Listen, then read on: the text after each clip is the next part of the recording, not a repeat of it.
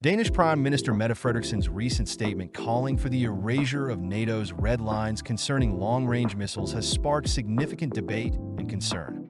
Her stance is rooted in the belief that NATO should adopt a more assertive posture in addressing the rising security threats posed by aggressive actors like Russia, especially in light of the ongoing war in Ukraine. However, this call for more flexibility and aggression within NATO's military framework could have far-reaching implications for European security and stability. It raises the alarming possibility of escalating tensions, potentially drawing the European Union deeper into direct conflict. Frederiksen's call to erase red lines would fundamentally shift NATO's long-standing defense doctrine, which has largely been based on deterrence, careful diplomacy, and a clear distinction between defensive and offensive measures.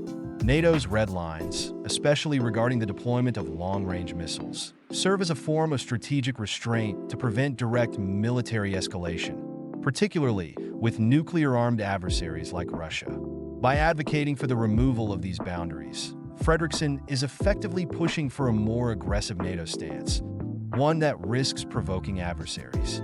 This could include the deployment of long-range missiles closer to contested areas like Eastern Europe, which would heighten the risk of military confrontations or even full-scale war. Russia has consistently viewed NATO's military actions near its borders as a direct threat to its national security. The presence of long-range missiles in Europe, especially in Eastern European countries, would likely be interpreted by Russia as a major escalation. Given the ongoing war in Ukraine and rising tensions between NATO and Russia, Frederiksen's proposal to erase these limits could result in an aggressive Russian response, ranging from increased militarization to preemptive actions. In such a scenario, the likelihood of miscalculations or misunderstandings between NATO and Russia grows significantly. Any military misstep could quickly spiral into a broader conflict that could drag the entire European Union into a war, something European leaders have long sought to avoid. Frederiksen's stance could undermine Europe's current security framework, which aims to balance strong deterrence with diplomatic channels to avoid direct conflict. By calling for NATO to erase red lines, Denmark risks opening the door to escalations that would directly impact European Union nations, especially those near Russia's borders, like the Baltic states and Poland. Increased missile deployments and military buildup could turn Europe into a focal point for global power struggles, with the EU at the front line of any potential conflict between NATO and Russia. European countries, especially those unprepared for a large-scale military conflict, would face immediate threats, leading to massive disruptions in trade, energy supplies, and general safety.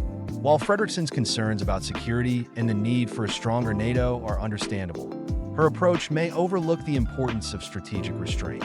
NATO's red lines exist not only to prevent aggression from adversaries, but also to ensure that the alliance avoids unnecessary provocations that could lead to large-scale conflict. Strategic ambiguity in certain areas allows for diplomacy to operate in gray zones, maintaining peace without escalating tensions to the point of war. Frederiksen's proposal also risks fracturing NATO's unity. Not all NATO members share the same strategic concerns or level of vulnerability when it comes to Russia. Countries closer to Russia, such as the Baltic states, may support a stronger NATO stance, while Western European countries like France and Germany, which are more focused on diplomacy and long-term stability, may be wary of escalating tensions further. The escalation of military tensions in Europe could have disastrous economic and humanitarian consequences. War in Europe would severely disrupt trade, energy supplies, and economic growth, with countries dependent on Russian energy exports facing immediate crises. Additionally, large-scale conflict would lead to a humanitarian disaster, with millions of civilians likely displaced across Europe, exacerbating the already challenging refugee situation sparked by the war in Ukraine. Rather than removing strategic restraints, the West should focus on strengthening NATO's deterrence capabilities while keeping diplomatic channels open. Maintaining red lines, however uncomfortable, allows for a balance between defense and diplomacy, minimizing the risk of miscalculations that could lead to a larger and more devastating conflict on European soil.